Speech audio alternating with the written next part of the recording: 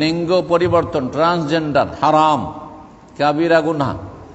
আর যদি মনে করে যে এটি জায়েজ তাহলে সেটি কুফর। যদি কেউ হালাল মনে করে তো সে কাফের, মুসলিম নয়। হ্যাঁ, পুরুষ নারী হয়ে গেল, নারী পুরুষ হয়ে গেল, সে মুসলিম নয়।